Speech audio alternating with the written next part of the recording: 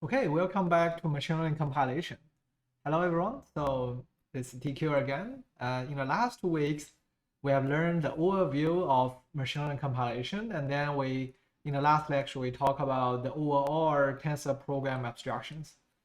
Since last lecture, we got some feedbacks about, it would be great to still have a deeper dive of some of the tensor program abstractions. So in today's lecture, we are going to do a bit of adjustment and focus on taking a specific case study of one tensor program abstraction, which we kind of glimpsed over in the last lecture, but didn't get a chance to deep dive into. And this particular tensor program abstraction is called TensorIR. Okay, so today's lecture is more like a hands-on experience. I'm going to use this Colab notebook to walk you through some of the key elements in a tensor program abstraction. And there will be notebooks and exercise for you in the later part of the lecture to go through and try things out and play those notebooks by yourself. So to begin with, we have a package that packages up the necessary dependencies that are needed for today's lecture. So you will be able to install those dependencies in here. Before we talk about the specific TensorIR implementations, let's start to recap some of the lessons we learned in the first lecture. When we talk about machine learning compilation, we have discussed that the overall MLC process is a process that allows us to be able to take the original program and transform them onto a different tensor program functions. And in certain cases, it can be on different abstractions as well. For example, in this particular case, we are transforming existing development form that start with something on the left that don't have a detailed implementation onto something on the right that contains a more specific implementation for a linear value function. And in this particular case, we're also fusing these two tensor operations onto one. And in the last lecture, we talked about tensor primitive functions. Specifically, we're interested in transformations on a single unit of computation. And in this case, the single unit can be a linear layer or linear value layer. And how can we enable abstraction to represent the implementation of those operators, and how do we make effective transformation among them? So in today's lecture, we're going to dive a bit deeper onto a specific implementations on how we might go and implement a primitive tensor function. So let's begin. Before we talk about the specific things, we are going to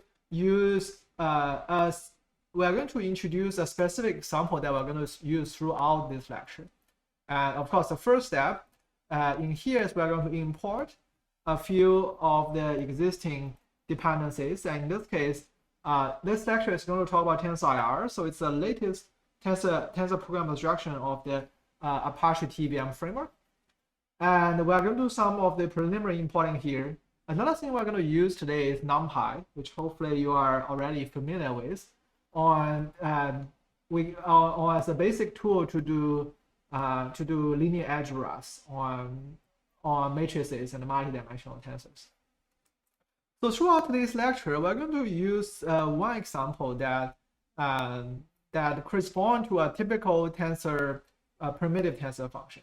Specifically, let's assume that we have two matrices, A and B, and we're interested in do the following computation. So first of all, we want to do a matrix multiplication that takes in A's element and B's element and try to produce a matrix called Y that effectively, do a matrix multiplication of A and B. And secondly, let's assume that we're going to take Y and perform a ReLU activation layer that takes Y onto and produce another matrix C. So this is an example that we're going to use throughout today's class to demonstrate, how we can implement these two operations using some of the tensor program abstraction, and what are the possible ways that we can transform these tensor programs among them. And one of the things that I want to mention is that these two computations closely resemble a typical tensor program function that we see in neural networks. Specifically, if you see a neural network that contains something like a linear layer followed by rectified linear unit. These two operations kind of represent a linear followed by a ReLU. So we deliberately choose this example for that purpose. Okay. So let's begin by asking how we can implement these two operations. Specifically, let's begin by asking how we can implement these two operations in NumPy. And the way that we do that would be quite simple, because NumPy itself already offers operations such as matrix multiplication, and in this case, element-wise maximum. So what we can do is let's try to allocate two arrays in here, A and B. And then we're going to do a matrix multiplication. In this case, if you haven't used NumPy, at least this is quite new to me as well. If you use the at operation, A at B is short for effectively NumPy dot matmul A and B. So effectively, the at operation is a matrix multiplication operation. After we perform the matrix multiplication, we'll be able to perform an element-wise maximum to be able to compute the final result. Okay, so we'll be able to implement these two operations using the NumPy coding here. And one thing we can try is, we will be able to go ahead and run it. Okay. One of the things that we're going to talk about today is actually not only the high-level matrix form of implementation, which we do here. We're interested in something under the hood. So our question that we want to ask, what exactly does NumPy or other machine learning frameworks do when they execute the code under the hood? And specifically when we run this A NumPy at B NumPy, matrix multiplication NumPy, B, and then maximum operations, under the hood, the NumPy library will take those operations and trying to dispatch them onto lower level implementations, usually in C or in other standard libraries such as OpenBLAST or other libraries. So in this lecture, let's try to go a level deeper on asking, what if we don't have those matrix operations already implemented? How can we implement those in a lower level primitives? Of course, we are not going to go with C, since C is not a prerequisite for a lecture. We're going to use a specific form of Python and NumPy API, which we call a lower level NumPy, okay, to implement this matrix multiplication and element-wise operation. So the specific idea of lower level NumPy is that we're only going to use a very restricted subset of NumPy. Specifically, we will be able to use loops of array functions. Loops instead of array functions when necessary to demonstrate a loop computation. And when possible, we always explicitly allocate arrays by the NumPy empty call, and then pass them around. So the reason why we are going to use this convention is because these two conventions kind of closely resemble how lower level programs are being written. Most real-world low-level programs are written in explicit loop forms. And usually there's explicit handling of allocation in a separate place. Then the allocation memory is going to be able to pass into the computations to run the specific computation. Okay, so if you're still a bit confused, that's fine. Let's start to take a specific look on what a low-level NumPy implementation of the matrix multiplication and ReLU might look like. So that's the coding here, which is already being typed out. And let's go through line by line on what's happening here. So first of all, in this particular function, it's going to take 3 arguments. There are 3 arguments here, so A, B, and C. Specifically, remember that we are going to, take A and B, do matrix multiplication among them, and then do a ReLU and store that to C. So both A and B correspond to my input, and C is my output. And we're going to explicitly pass in the input-output to the function. Okay. And another thing that we want to do in here as a first step is we want to be able to allocate intermediate memory Y to store the temporal result of matrix multiplication. Okay. And this three loop nest is used to loop over the matrix computation we are interested in. Remember, we are interested in Yij equals sum over k aik times bjk in here. And in order to perform this computation, what we do is we loop over I and j in here, and then we loop over k. So in this particular program, actually, we write it in a specific way, which we will explain later. But this is a valid way to write matrix multiplication. So what we do is when k equals 0, we initialize the ij location to 0. And afterwards, we are just going to do accumulations to effectively perform this sum operation. And finally, this loop will give us the result of Yij for all the ij's we are interested in. After we compute Yij, what we do next, we are going to take that value and do another two-level loop to compute the C value. So this is effectively performing the ReLU activation that we are doing here. Okay.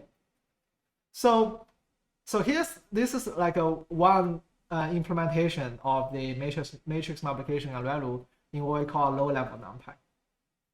And if you look at this program and look at the conventions we talk about, you can find that first of all, this is an explicit allocation in here that explicitly allocates the temporal memory. This is because a lot of low-level implementations again handles their allocations by themselves.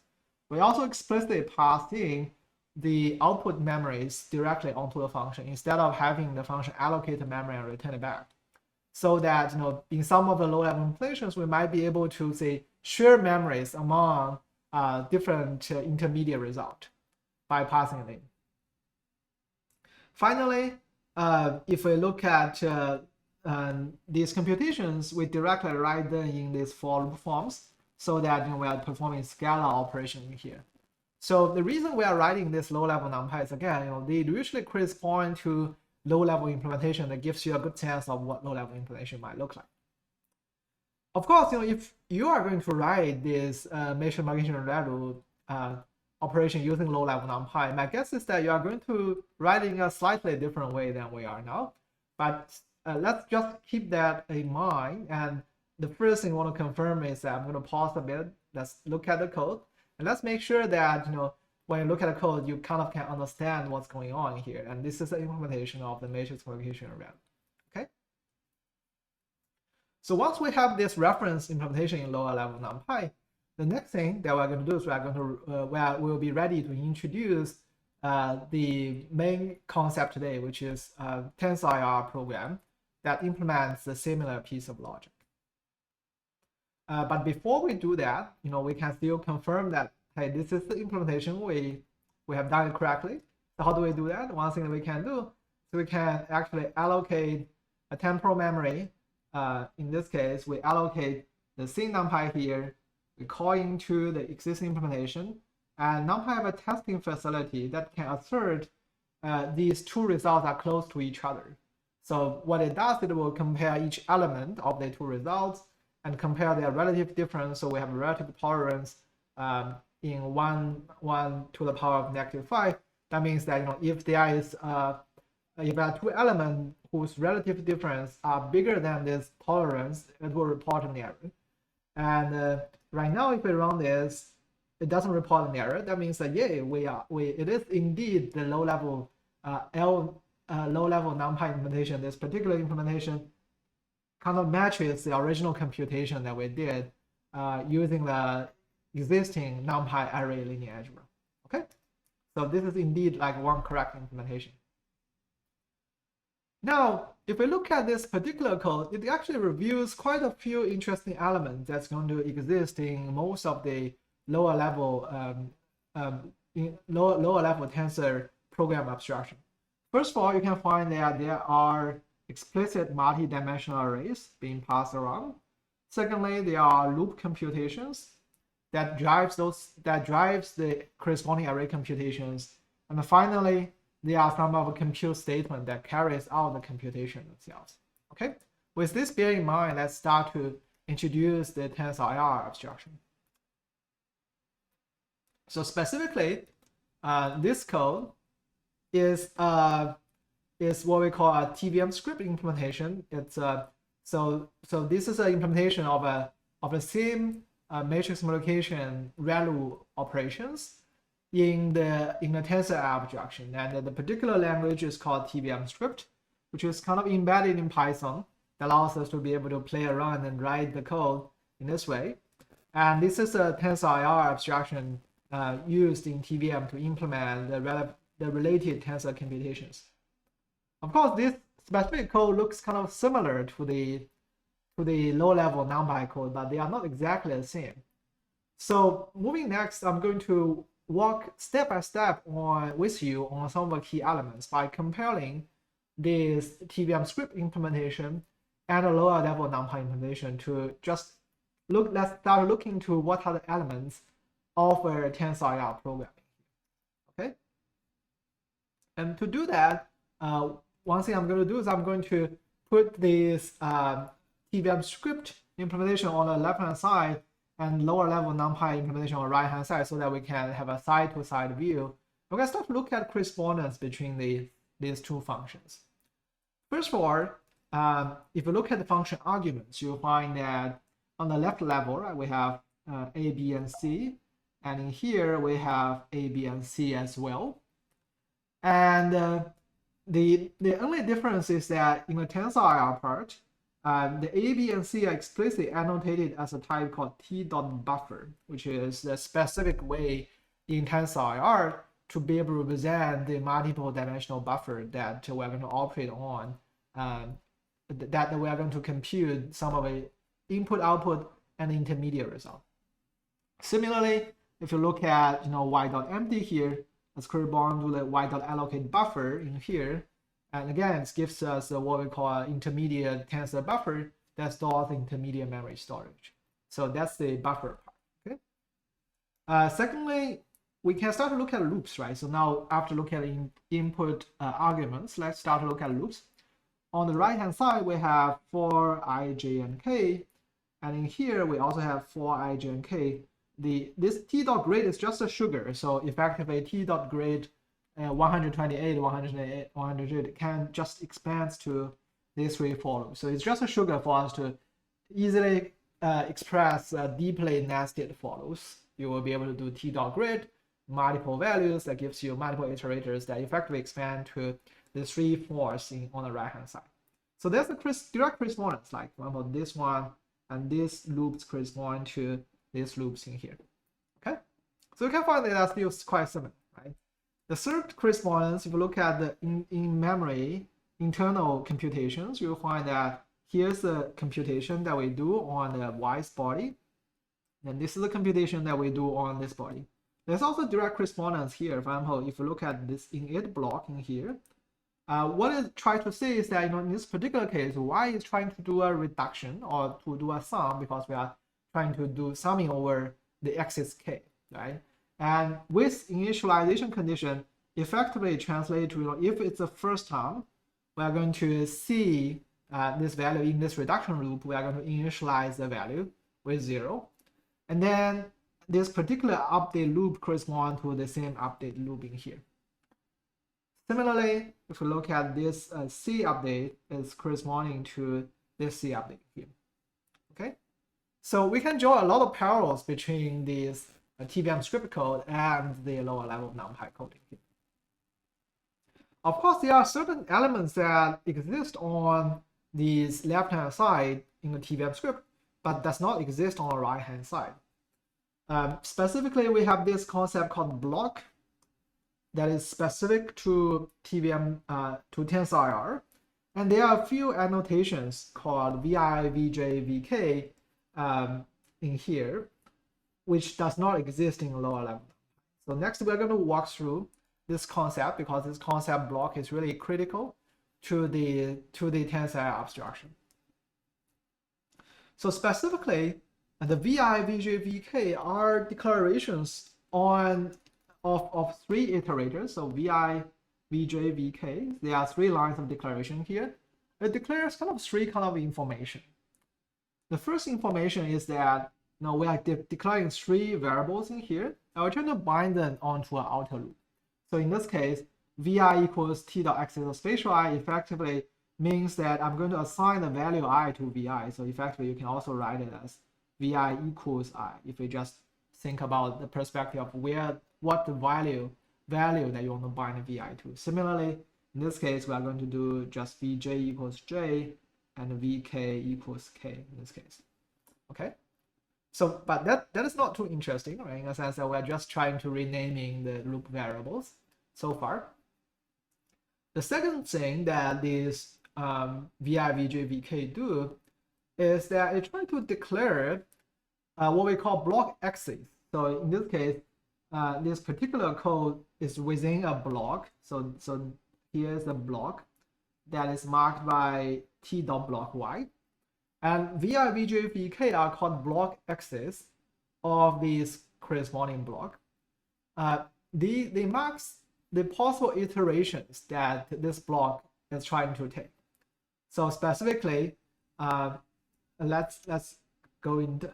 I'm just going to scroll down and talk about this block property. So specifically, this block axis declaration is going to be in the form of block axis equals t dot axis, the axis type, so spatial reduction axis type, the range of the particular axis and the mapped value of the particular axis. Okay.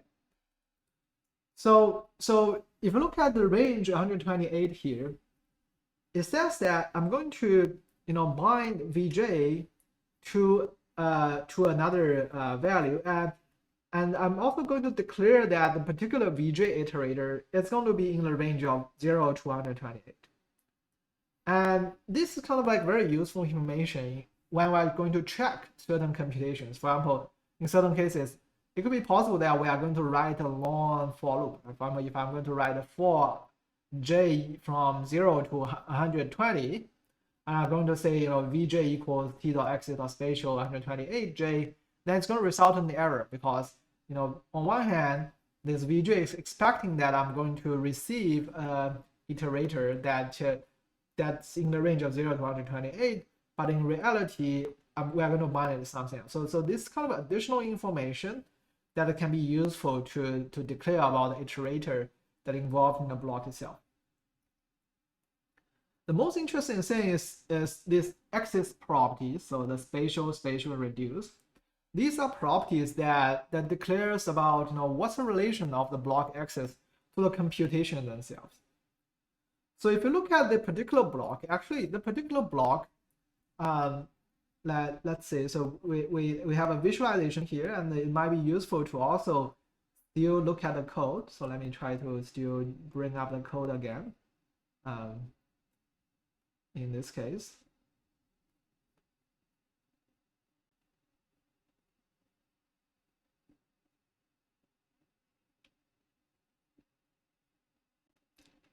so here is the so if you look back at the code, right? So the code looks like, let's see. So the code looks like this. So I'm going to draw that visualization so that we can see the code and the visualization the same way. So this is the block y that we're interested in. So this is a block.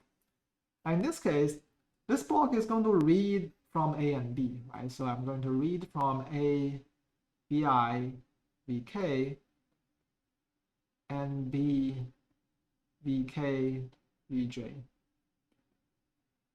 This is block y. And this block is going to write onto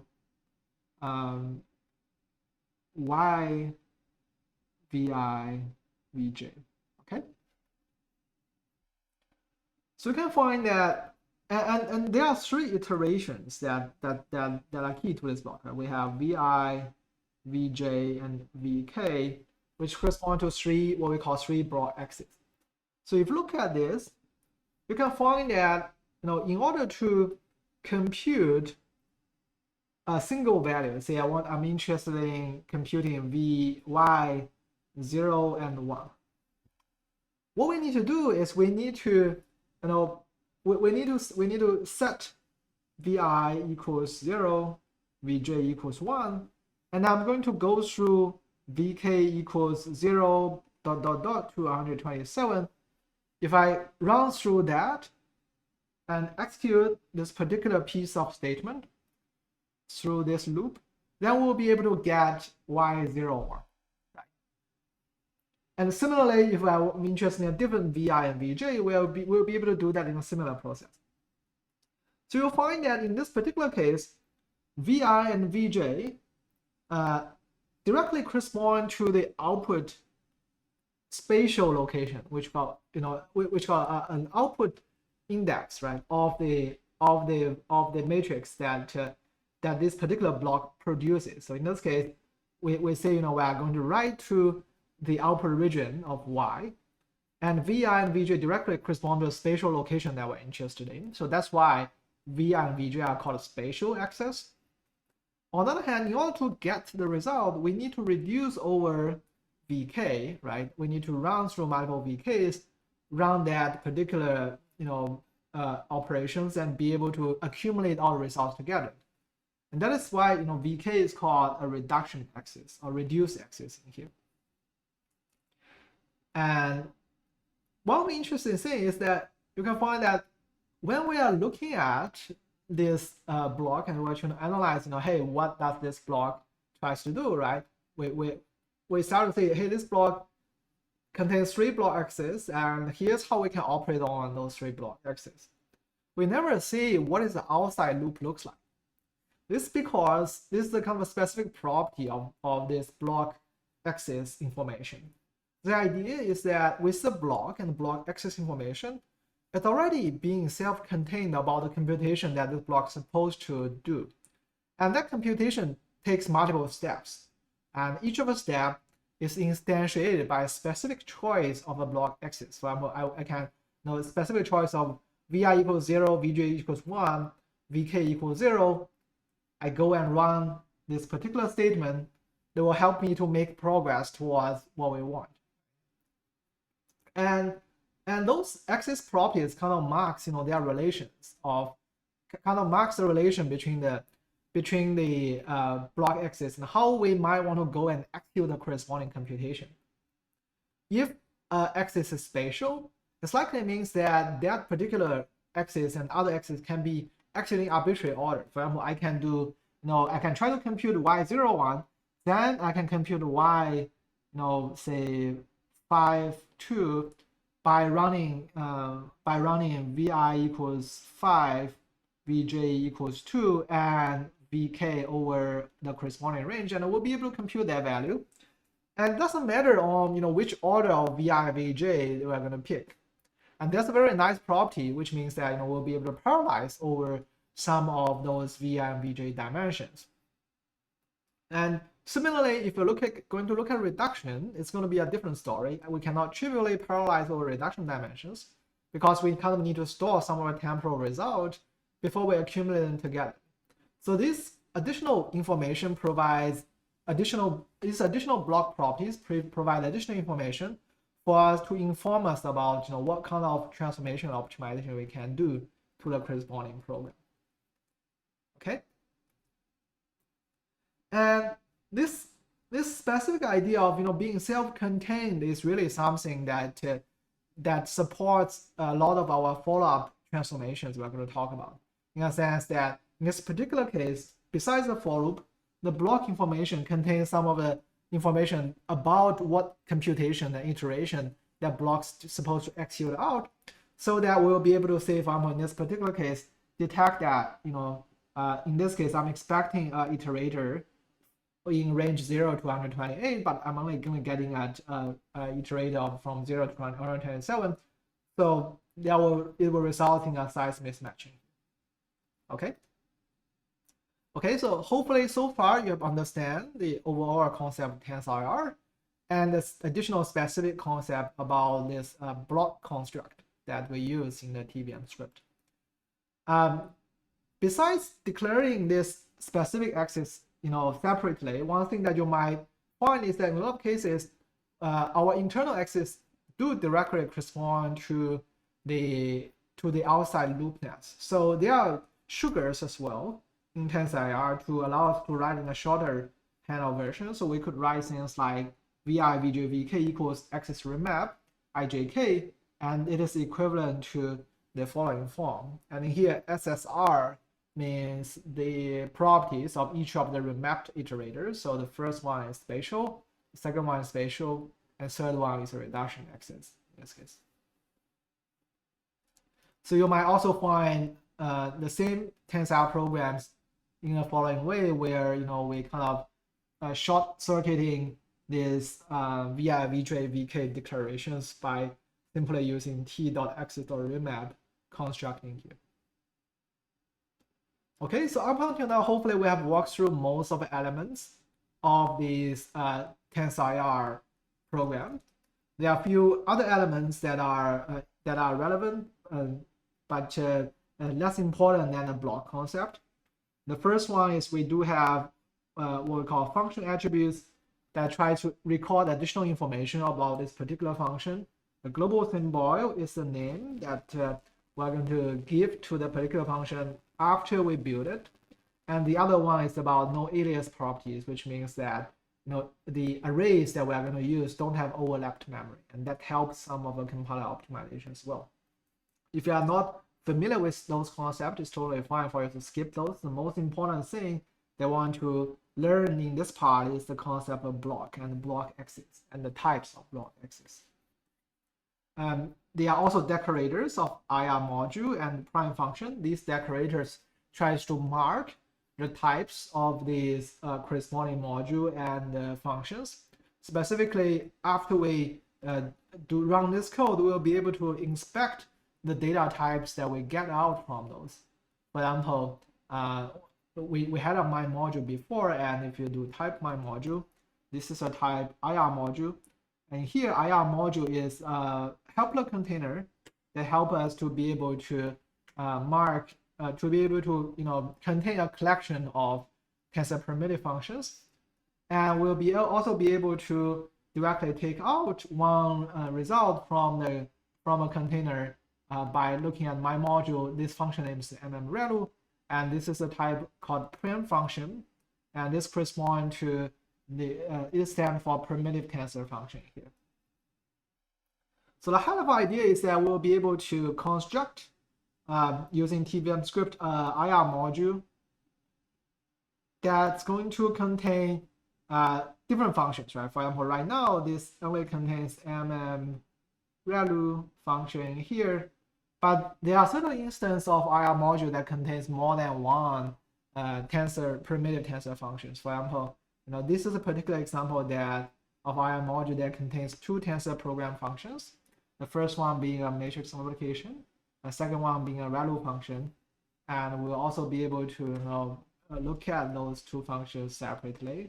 So, for example, we will be able to do things like my module with two functions, and in this case, I can pick out function. And if you look at type of that, it's going to give us a prime function here, and the ReLU is another function that is contained within this IR module. Okay. So up until now, just do a quick checkpoint. Up until now, we have learned one specific instance of tensor program abstraction, which is called TensorIR, that contains some of the key elements in here. So the key elements include things like multi-dimensional buffer declaration, which is in here and here.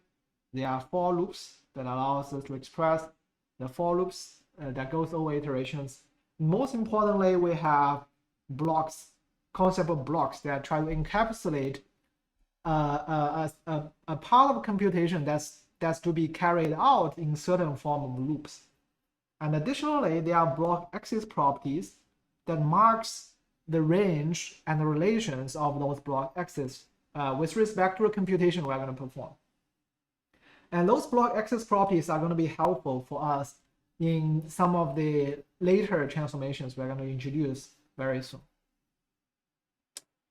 And so this is a status checkpoint. At this point, I would recommend us to do a recap, this lecture IPython notebook is also going to be available online. So you are also more than welcome to go and check out and try out those concepts and see if you can really understand the concept of blocks and other things. So our goal here is by now is just to be able to take a Tensor IR, be able to read the particular code and understand what's really going on there.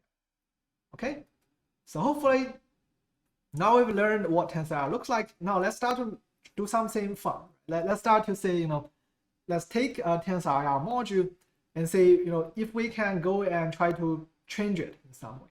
And as we mentioned in earlier part of MLC lecture, the main theme of MLC process is ability to be able to take an existing collection of tensor functions, transform them onto something equivalent that hopefully being more optimized. If you want to ground that in the context of TensorIR, the idea is will we be able to take an IR module like this one and trying to transform it to another different IR modules where some of the functions get changed. Okay, so let's do that now.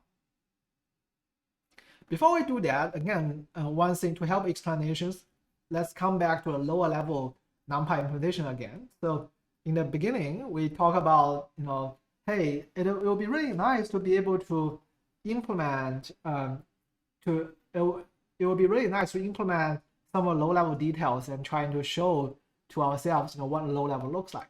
And we do that through a low-level NumPy. But the initial implementation of a lower-level NumPy may not be the implementation that you might expect.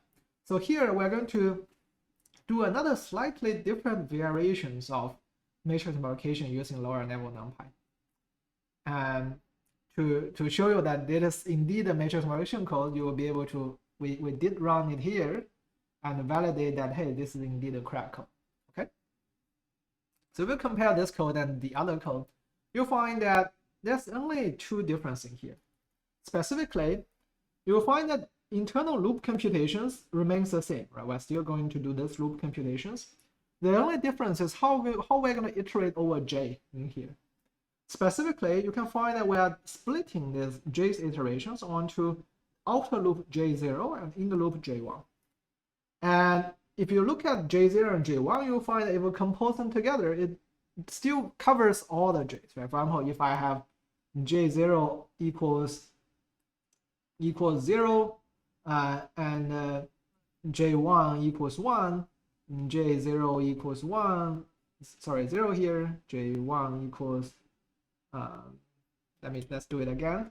So imagine that we have, J0, J1, if we do 0, 1, 0, 2, 0, 3, 0, 4, and, there's no 4 in here, it should be 1, let's see,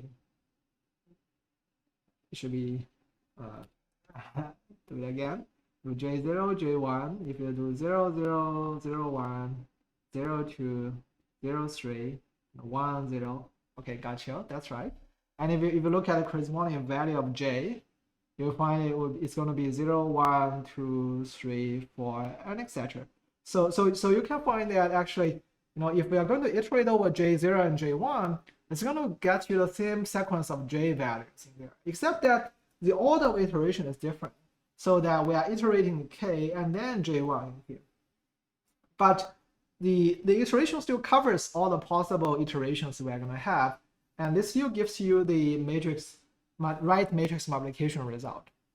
I'm going to pause a bit, and since it's kind of less trivial to be able to get it if you try to do it in the first place, but let's pause a bit and see if you can understand that this is exactly another implementation of matrix multiplication. Okay. And our question is, can we take the original my module TensorIR function that's implemented in the original form and somehow transform it onto something that resembles this V2 of lower level NumPy implementation. So in order to do that, what we are going to do, of course, one way is we can, again, write a similar implementation in TVM script, right? But we're not going to do that in here. What we're going to do is we're going to take the code and trying to directly use some pragmatic transformation API to transform the code onto the new form.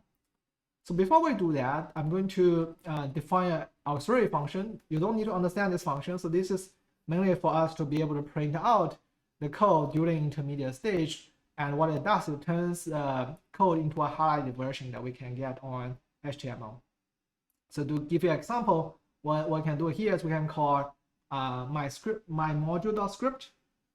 That will turn it onto the string form, and I'm going to pass it to code to HTML onto HTML form, and we can use the HTML form.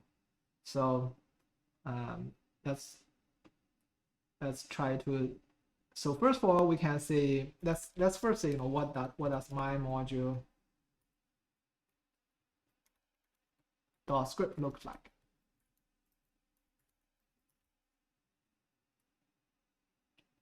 If you print out, you can find it's just a plain script, right? And the only thing that the code to HTML does is go to use a tool called pigment to highlight it. So if you go and run it, it gives you a slightly nicer version that's highlighted. And this is the original code that we had in the my module. Okay. So what we're going to do next, we're going to go and try to transform this code. Specifically, what I'm going to do here is I'm going to create an auxiliary class called schedule.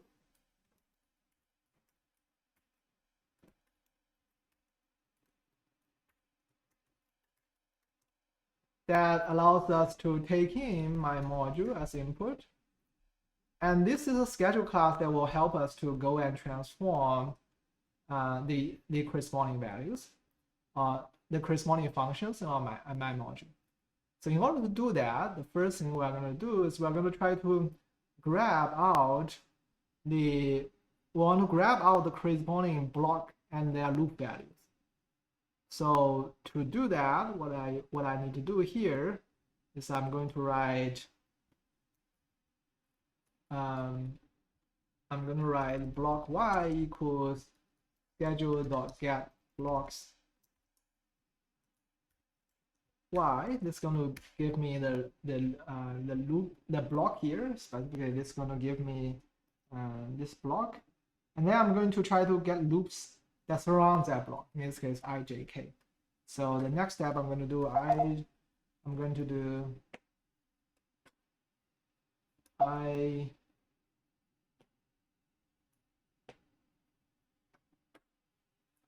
and k equals schedule dot get loops of this block y, and this is going to give us the loops that we have in there. Okay? Let's see.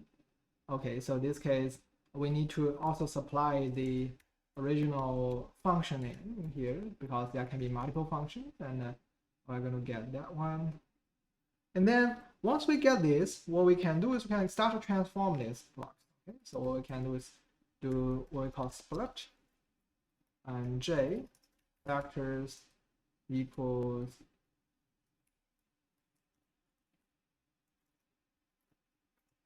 none and 4, and this is going to split the loop onto j0 and j1. And by the way, at any time point, we'll be able to look at the result of the transformation. So the result is on schedule.mode. We know that we can use script to turn that into a script, and then let me just copy paste something here. So I will copy this, and I will be able to do schedule.mode.script, and you will be able to see the program after the first step of transformation. So you'll find that after the first step of transformation, the program changes, right? Instead of j in here, it's j0, j1 in here, and the relation being j0 times 4 plus j1 equals j.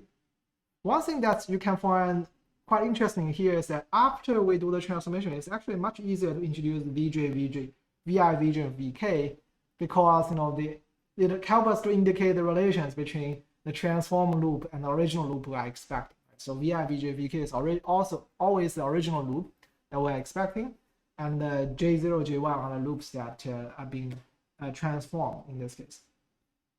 Another thing that you might notice is that there are additional information here, like reads and writes.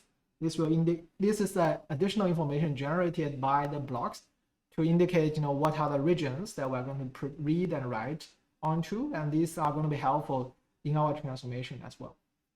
Okay. So I'm not going to type the following step of transformation, but instead I'm going to use predefined code. But hopefully you'll get an idea of, this kind of interactive way of doing transformations. The next step after we do the split is going to be reordering the loops so that the J0 can sit in the intermediate part. And after reordering, you can find that the loops are in order J0, K, J1, and the loop are in order here. And we can compare that to the previous version. In this case, the previous version shows that a different loop order, right? So after this loop transformation, we are getting a new Tensor IR module that contains a different loop order, and this is kind of a desired loop order that we are looking at. And if you look at this particular program right now, you'll find that actually it closely resembles this NumPy ReLU v2. And what I can do is I can try to copy the other implementation here, and we can try to do a contrast comparison of the two. So if you'll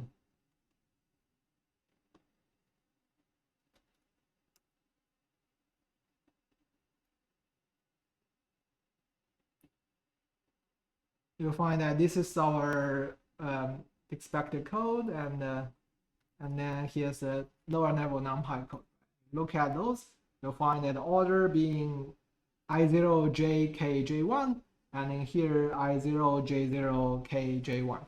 And there's a direct correspondence of this assignment and this one, and so on. So one amazing thing here that you can find is that, up until now we have not write these new programs from scratch. Instead, we are using a programmatic API to take the original program and transform that onto this new form. And this is really something that is exciting about the tensor level program abstractions. And a lot of that is enabled by the additional information provided by the block axis and the block annotation. So that's kind of one motivation on why there's this concept of blocks, because they provide additional information that help us to do this kind of pragmatic transformations. So this is kind of one variant. We can also continue to transform this code further to get a different variant of the program. So specifically what we're going to do is we're going to first of all take this program, and one thing that we notice is that this block C loop is kind of like a very outside of this computation. And one thing that we normally do is, what if we just try to put the C's computation in here, in somewhere in here, where right after we compute the corresponding value of y, let's go ahead and compute the corresponding value of C as well. So what we can do is we can do that through what we'll compute at primitive. What it does is we'll try to take the block C in here, and then you will see, I'm going to try to place it, insert it in after the J0 computation. So the final for loop will look like for I J0, and then the computation of C will be inserted there. Okay, so let's go and try and print and do it and print out, and you will find that in this case, you can find that this is the C's computation. It's already sits under the J0 in here, and of course we are still going to do a reduction that produces 4 elements of y, and we're going to do another loop of 4 elements that's compute the corresponding C values in here. And here's t.0 is just another abbreviation for t.range, so it's called a serial loop that we're going to execute in a low-level code. Okay. And finally, one thing that you might notice so far is, during transformations, we always keep the reduction initialization together in this particular block y. It does not have to be the case. Actually, in real world implementations, most of the cases we will try to initialize the y matrix separately. And in practice, actually, when we build the corresponding TensorIR code, we also try to do a transformation that split out this initialization. The only reason we want to keep the initialization here during transformation is, during transformations, actually, it's helpful to keep the initialization together with reduction, because in a lot of cases they need to be transformed together. For example, when we are doing this J split, we also kind of need to split the J on the initialization block and place them accordingly as well. So one thing that we can do is we can actually try to explicitly get that out, and this is called decompose reduction. And what we need to do is we want to first get block Y in here, and we're going to do block Y equals schedule dot get block Y matrix multiplication value, and we can call decompose reduction to be able to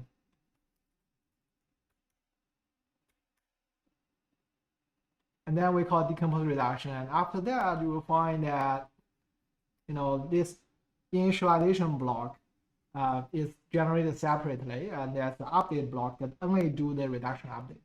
Okay, so actually this is done automatically in most of the TensorIR when we try to go and really build them. So you don't have to do this, but this is a step for us to explicitly do this, and in case you want to do some further operations among it. Okay. And actually, this final transformed code corresponds to another lower level NumPy coding here. The roughly have seeing here initialization update block all within this outer range, and this is another thing that we can go and run, and we can validate, hey, this does correspond to the real result. Okay.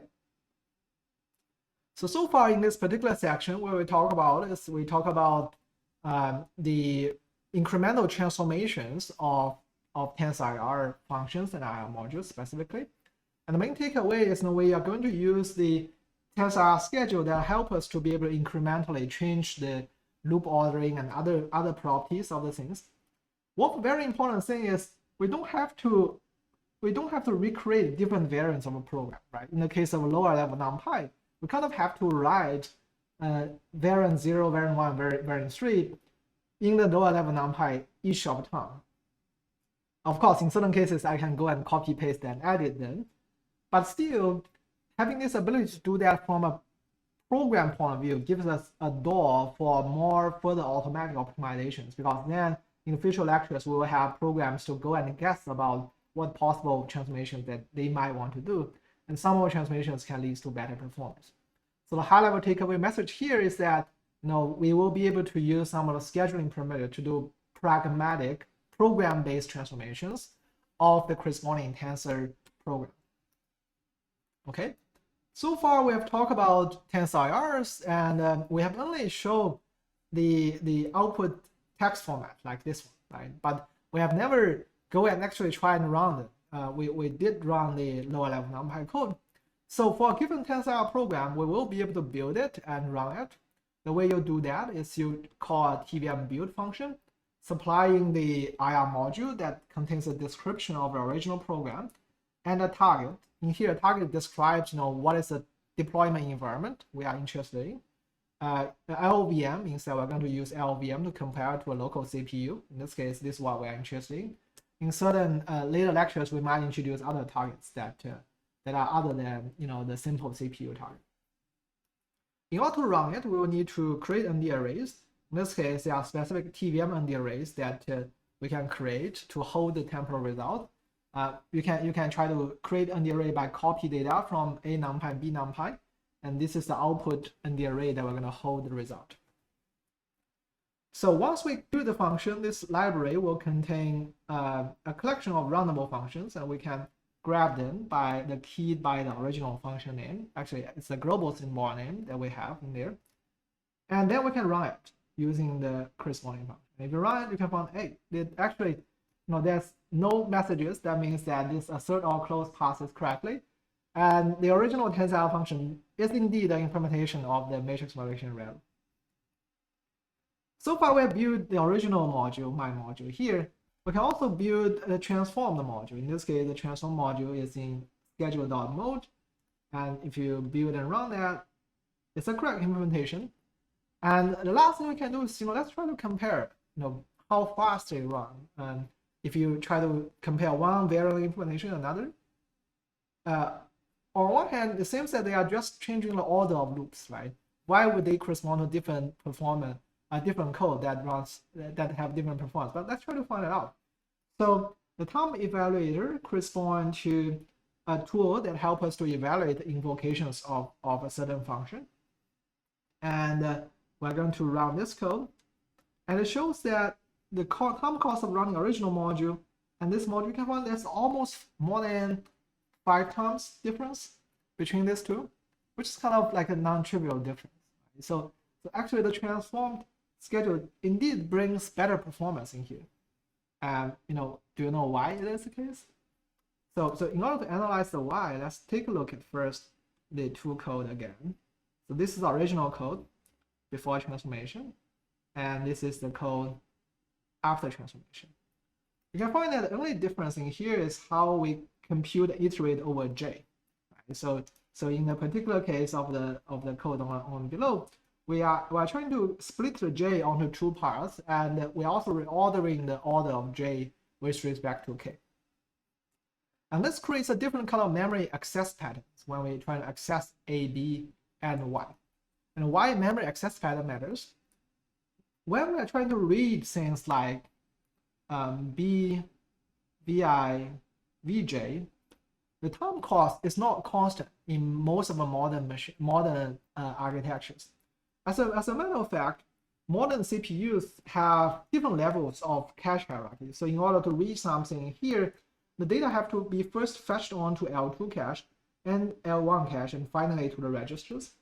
And there are different latencies when we're accessing those. If my data already sits in L1 cache, you only need 0.5 nanosecond to access the data. If it only sits in L2 cache and need to fetch into L1 cache, it's much longer time. And if you only sit in the main memory, it's cost me more than 200 times slower compared to fetching the data on a cache. Of course, then the key takeaway is maybe we want all the data in the cache. Unfortunately, that's not possible because all the CPU caches have a very limited size. Like, for example, L1 cache typically only have 32 kilobytes or 64 kilobytes.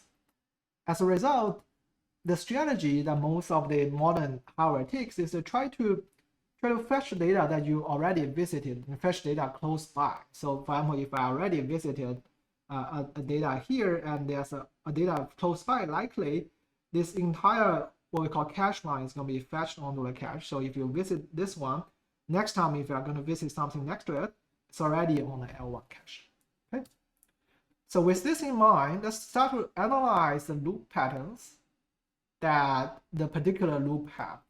Specifically, we are only going to look at the innermost loop. So the innermost loop contains a K loop that does reduction and J1 loop that iterates over some of the values. And if we look at these two loops, you will find that, when iterate over K loops, it's going to iterate in this way and this way. And J1 iterates over a certain stripe, right? In this case, we are computing a stripe. For example, in our case, the J1 size is 4. So we are computing a stripe of 4 elements of Y for a given K and different value of J1. We're also going to iterate over different stripes of B in here. And one interesting thing you can find is that by having this stripe access, if the J1 size is 4, then in the innermost loop, first of all, I'm going to visit this element, right, of J1 and this element of Y. And next time I'm going to visit something next to it. And because of the caching behavior, the next element is already in the cache.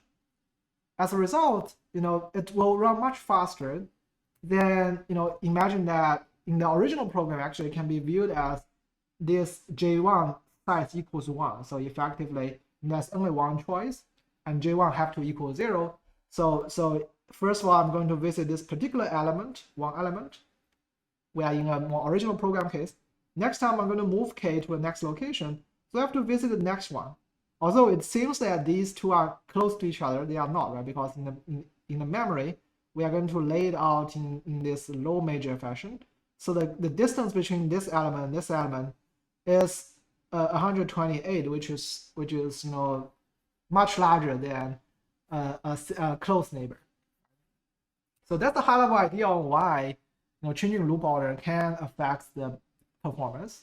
After lecture, you are more than welcome to do a more detailed analysis. This is certainly only one factor, but one takeaway is that single factor is already important, and it's really important for us to be able to explore those loop ordering and other choices to get a good performing code.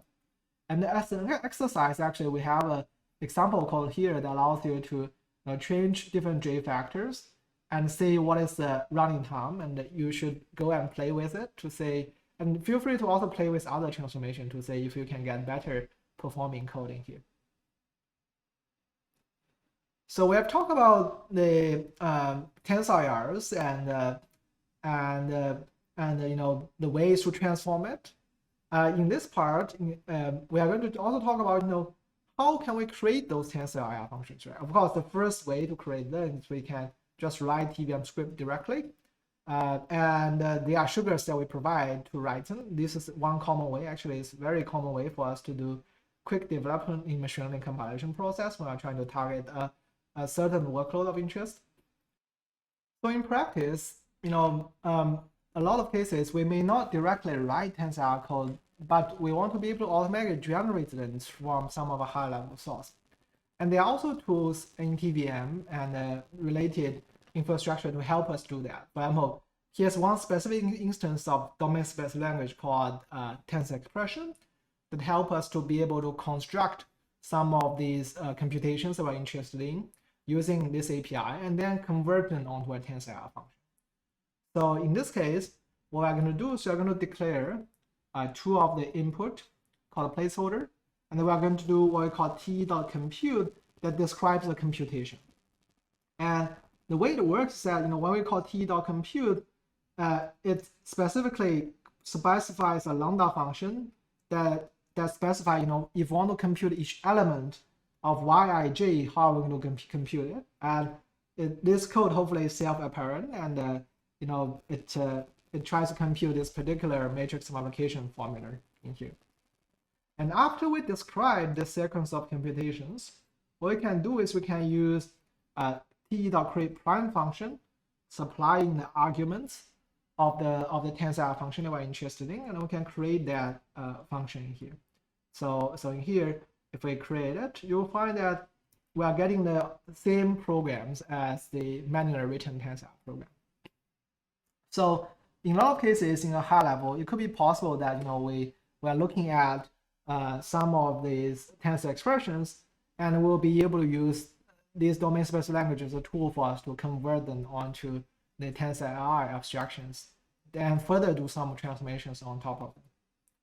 Finally, because in our case, we emphasize a lot on the ability to be able to transform between these TensorIR programs, as a result, you can also get TensorIR functions as a result of transformations. For example, in the future, we will talk about possibilities of fusing two primitive tensor functions together that will give us a new tensor primitive function. And then we can take that TensorIR function and do some transformation later. So there are different ways to obtain and get those TensorIR functions. But a high-level takeaway is that we want to be able to obtain those TensorIR functions different ways, doing interactive transformation among them to get better performance. In the future, we're also going to talk about how do we build automated system to do those transformations. Okay, so we're getting close to today's lecture. That's a lot of content, but hopefully you enjoy so far. So far, if you look at today, we have learned about TensorIR, the high-level abstractions, and hopefully the concept of TVM script and how do you use that to describe these loopy computations for tensor linear algebras. And one of the key takeaways I want us to get at is the overall process of development. If you look at traditional low-level NumPy development that we had, you can find it's kind of a repeat of this process where I'm going to go and develop different variant programs like V0, V1, V2, and then I'm going to run them to in each of the case. And this is kind of a traditional form of development that we do in most of engineering. On the other hand, if you look at the Tensor IR development, and this kind of resembles what a machine learning compilation process should look like. The idea is that we're going to have some development again, either through ingesting creation or automatic generation to get some form of program in a data structure called IR module. Then we're going to run certain transformations that help us to do transformations like loop reordering, trying to making things closer, trying to fuse operator together, and so on. Do certain transformation that get us a different variant of program. And then we'll be able to call build function is a compile language that gets a deployment. The key in here is that when we talk about in the first lecture as well, machine learning compilation, the key of machine learning compilation is the ability to be able to not only take a program, but also be able to transform among different tensor program functions so that we can get more optimized version. And this kind of programming model and program paradigm is what we're going to advocating. We're going to come back at again and again in future lectures. Of course, the direct code development is still very important. In a lot of cases, it's still very helpful to develop library functions and combine that with some of the transformation-based approaches. And we're also going to talk about how do we combine those two practices in the future chapters as well. So that's the end of today's lecture, and here's a summary. The notebook will be available, and there will also be exercise for you to go and try out. And hopefully you enjoy a lecture. And in the next lecture, we are going to talk about how we are going to combine some of the basic tensor primitive function together to form end-to-end neural networks. Thank you, folks, and I will see you folks next week.